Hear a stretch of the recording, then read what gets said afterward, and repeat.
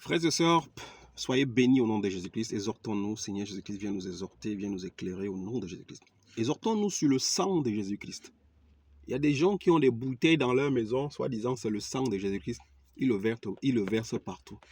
On vend même des bouteilles, je ne sais pas ce qu'ils mettent dedans, ils disent que c'est le sang du Christ. Frères et sœurs, faites attention aux pratiques magiques et à la sorcellerie. Quel est le sang? Le sang de Jésus-Christ, il n'est pas visible. Le sang de Jésus-Christ, voyons ce que c'est que le sang de Jésus-Christ dans Exode 12, à partir du verset 5 et 7. Exode 12, verset 5. Ici, nous allons voir, c'était à la sortie des enfants de Dieu de l'Égypte, à la sortie de leur esclavage, ce que les Juifs appellent Pessa. On dit en français la Pâque. Ils sortaient de l'Égypte pour rentrer à la terre, pour aller à la terre promise. Je peux paraphraser même ça, si jamais. Au 5, on dit ici, verset 5, la Bible déclare ici, « Ce sera un agneau sans défaut, mâle, âgé d'1 an. Vous pourrez prendre un agneau ou un chevreau. Ce sera un agneau. » La Bible nous dit que l'agneau immolé de Dieu, c'est Jésus-Christ. En fait, comme Jésus-Christ n'était pas encore venu, ils ont utilisé l'agneau de Dieu qu'il fallait immoler. Et il dit au 7,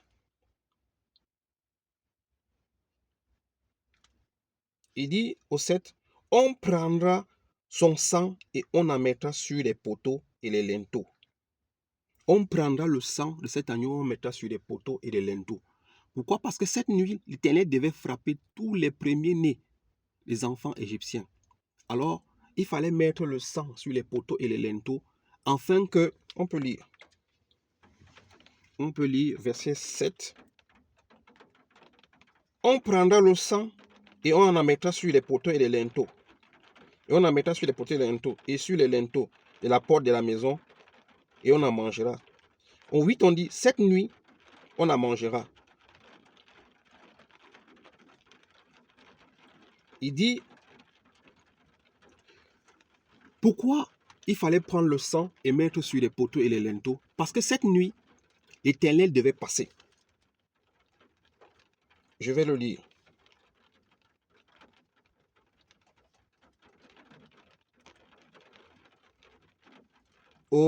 Ici, au 12, il dit, cette nuit-là, je parcourrai l'Égypte et je tuerai tous les premiers-nés du pays, hommes ou animaux. Je mettrai ainsi exécution à mes jugements contre tous les dieux d'Égypte. Je suis l'Éternel. Pour vous, en revanche, le sang servira de signe sur les maisons où vous trouverez. Je verrai le sang et je passerai par-dessus. Il n'y aura pas de fléau qui vous détruira quand je frapperai l'Égypte. En fait, il fallait un agneau, premier-né, sans défaut ni tache. Et cet agneau représente le Seigneur Jésus-Christ. Et comme le Seigneur Jésus-Christ n'était pas encore venu, c'est pour ça que le Dieu Tout-Puissant leur avait demandé de prendre un agneau ou un chevreau d'une année qui était sans défaut ni sans tache. Et cet agneau représente le Seigneur Jésus-Christ. Il dit, vous prendrez le sang de cet agneau, vous allez mettre sur les poteaux et les linteaux. Il dit, ça sera pour vous un signe. Comme ça, quand je passerai la nuit pour frapper tous les nouveaux-nés des Égyptiens, le sang sera pour vous un signe pour que je passe au-dessus de vos maisons. Et que l'esprit de destruction ne puisse pas rentrer pour vous toucher. Frères et sœurs, c'était la préfiguration des choses à venir. C'était le sang de Jésus-Christ. Ce n'était pas un sang physique. Eux, ils l'ont fait parce que le Seigneur Jésus-Christ n'avait pas encore fait le sacrifice parfait en donnant son sang pour nous.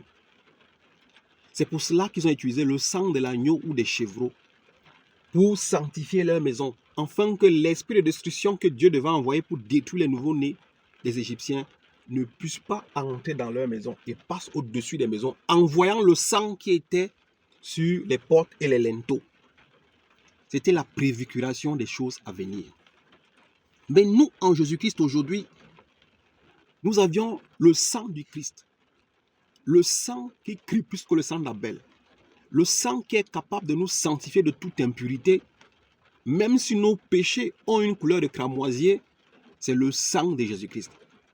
Faites attention au sang de Jésus qu'on vous vend partout. Le sang de Jésus-Christ n'est pas physique. Le sang de Jésus-Christ, il est spirituel. Si tu veux couvrir ta maison, tu veux protéger ta maison avec le sang du Christ, il faut que tu connaisses le Christ en vérité. Et le sang du Christ, c'est le sang de Jésus-Christ en vérité qui nous purifie.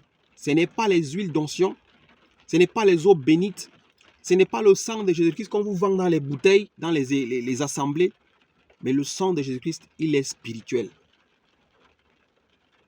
Faites attention de copier certaines choses dans la Bible qui n'étaient que des préfigurations.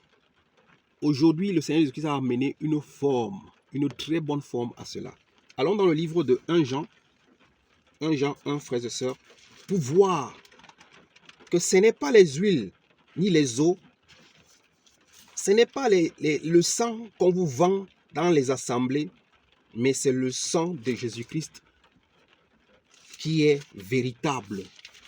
C'est ce sang-là qui avait préfiguré l'agneau qu'on a immolé à Exode 12. Ce sang, aujourd'hui, c'est ça qui a la capacité de purifier vos maisons. Quand vous voulez purifier vos maisons, il est spirituel, il n'est pas physique. Quand vous voulez vous sanctifier, quand vous voulez vous laver vos péchés. C'est pour ça qu'on dit quand un chrétien pêche, il doit se sanctifier, se laver, se purifier par le sang de Jésus-Christ, afin qu'il soit pur au devant de Dieu.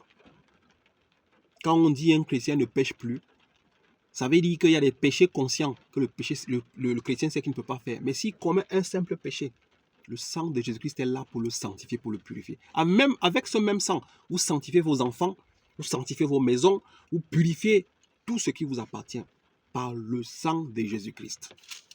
1 Jean, frères et sœurs, chapitre 1, verset 7 nous dit: mais si nous marchons dans la lumière, il faut d'abord marcher dans la lumière, tout comme Dieu lui-même est dans la lumière. Nous sommes en communion. Nous sommes en communion les uns les autres. Il faut d'abord que nous marchions dans la lumière, comme lui-même il est lumière. Et le sang de Jésus-Christ, son Fils, nous purifie de tout péché. Le sang de Jésus-Christ nous purifie de tout péché. Ce n'est pas le sang qu'on vous vend dans les bouteilles.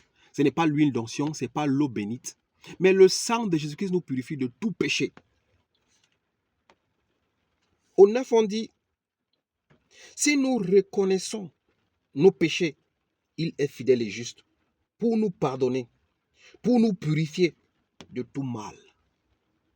Si nous reconnaissons nos péchés, nos fautes, il est juste et bon pour nous purifier, pour nous sanctifier, pour nous laver de tout mal. Il est bon pour nous pardonner et pour nous purifier de tout mal. Et pour nous sanctifier de tout mal, nous purifier de tout mal. Frères et sœurs, c'est le sang de Jésus-Christ qui nous purifie de tout péché, de tout mal. C'est le sang de Jésus-Christ qui nous couvre. C'est le sang de Jésus-Christ que nous mettons dans les poteaux, dans les linteaux, afin que quand le destructeur et ses agents nous attaquent la nuit, ils ne peuvent pas rentrer dans nos maisons. Le sang de Jésus-Christ. Et ce sang, il est spirituel. C'est le sacrifice de l'alliance. C'est le sang-là que nous devions utiliser pour sanctifier nos maisons, sanctifier nos familles. Et non le sang qu'on nous vend dans des bouteilles. Et non l'eau bénite et non l'huile d'onction. Que Dieu vous bénisse au nom de Jésus-Christ. Amen.